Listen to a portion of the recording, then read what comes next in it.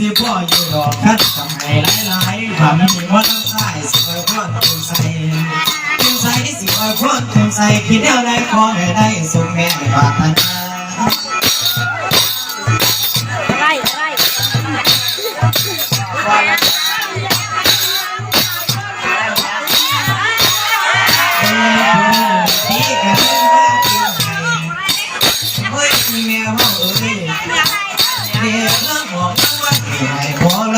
มีว่าไปสิท่านพ่อได้แข่งกันก็หมอแข่ง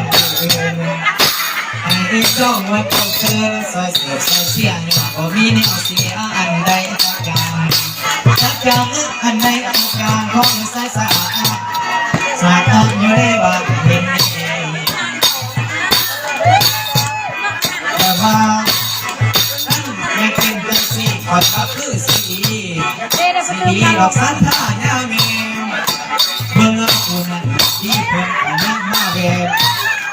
นี่อ่อนไป10,000จังเพราะว่าโอ้ยสีแดงเพิ่งพิษแต่ได้เพิ่งจะเอาขึ้นนะบางเมื่อนี่เพิ่งมาแบบนี่ไปหา10,000พอรับบุญจันทร์นี่พ่อได้ใส่ใจพ่อได้ใส่ใจสุขสบายใจใส่มีเงินไว้เอากระเป๋าบาดีโมละโมสิยับไปใกล้ๆโอ้บ่ลอยนั่งอยู่ในเวทีกันนะครับอีหลีบทสีสวยสะอาดโอ้ยอีแม่เฮามานั่งอยู่นักสะอาดมาเนื้อตาแล้วว่าบ่ให้เกิดว่าแม่ให้เกิดเกี่ยวสังสารให้เกิดว่าเอื้อยสมองเกิดหน้า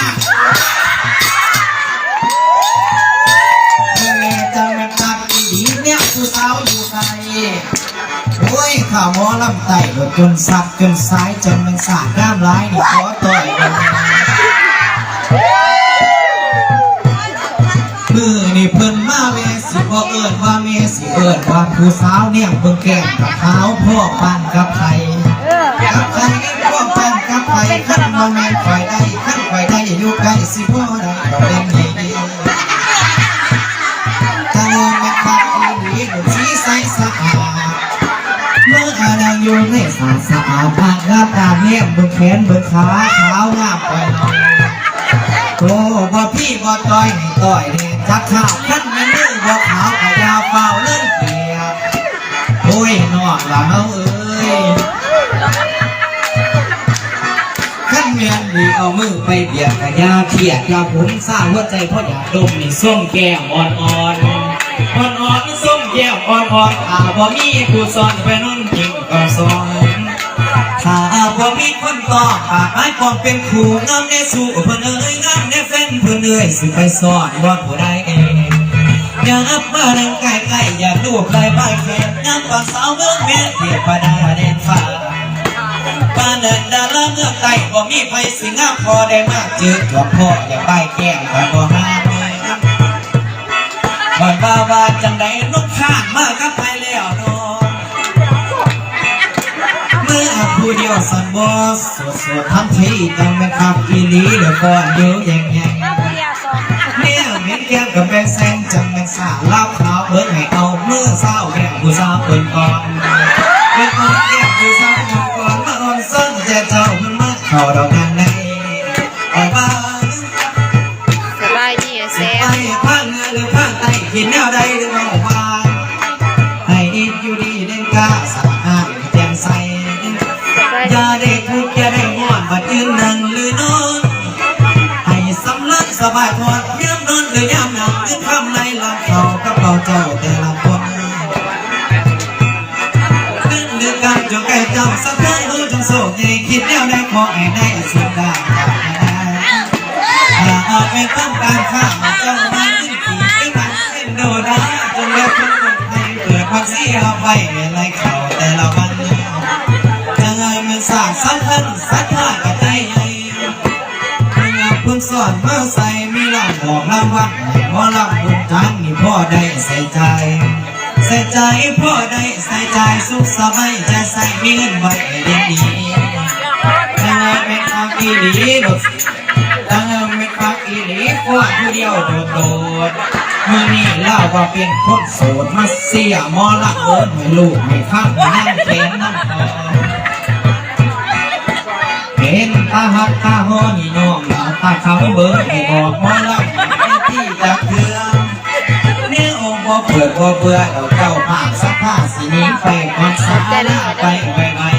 ๆจังสิอวยพรใส่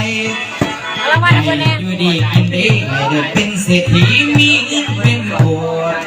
เนื้ออีเมลสักผ้าบอกพี่น้องทุกคนถ้าไม่ได้ร้ายโพดไปฝากธนาคารกินดอกเบี้ยบางนั่งใจนั่งใจน้องใจให้มีเงินลายเป็นกดลายอยู่ในบ้านมีคอยว่าบอกซื้อให้แน่ตีซื้อนั้นแล้วเจ้า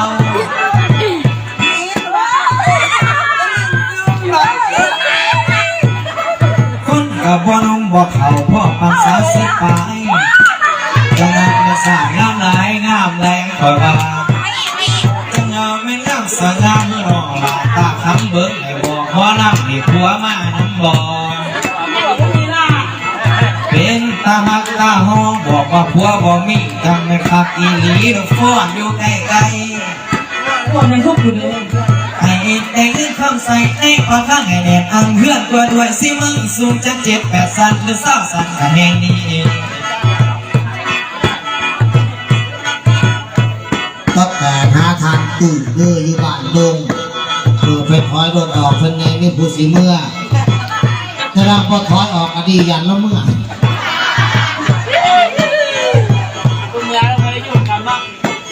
เมียนไอ้แซงเขาดังอยู่เบี้ยอยู่บ้าน เมื่อตั้งคนไทยสีใสเจ้าว่าบ้านเรื่องน้องหลาเวลานี้รวมมาเจ้าเป็นลูกไอ้ยาไอ้มาเครื่องสมมาสิ่งแปลว่ากระดาษทนสารพัดได้บ่เกี่ยวข้องเลยเดียวดอกดาวเวลาสอบสิวันเลยมาข้างเลือกข้างหน้าข้างขี้เลือกข้างล่างข้างข่าวบินแรงข้างขี้เลือกไม่เป็นสนิทน้องใส่กันให้เจ้าหาดอกไม้หาดอกไม้ใส่บ้านส่งอย่างศักดิ์ศรีกับท่านพี่สักกับสิ่งที่กราบซ้ำสายเป็นจังไหนให้นางบอกว่าน้ำเฮาให้เอื้อใส่เป็นแนวใดขอให้ได้เป็นนอกแก้วข่าววันนี้เอาล่ะสิเศร้าลงเพียงนี้สินี้เมื่อสาก่อนหักว่าพ่อสิได้สอนสิเศร้าก่อนสั่งนี้สิเศร้าก่อนสั่งนี้คนดีผู้สวยงามลำเลยคนดีผู้สวยงามลำเลยแม่เจ้าบังเกิดอยู่บ้านในเมืองใดน้องงามสุดอกสุดใจน้องงามสุดอกสุดใจละอายคิดอยากได้ไปเป็นผู้เคียงกันสีสันสวยงามสง่าคนมีวาสนาสิเป็นสามีผู้งามเลี้ยวดีขนาดเป็นสามีสิซื้อรถที่เอาคันสีห่างให้ร่างน้องที่สบายให้ร่างน้องที่สบายส่วนละหมอลำสายสิซื้อรถบิ๊กโก้ที่ผู้เดียวโอ้อาย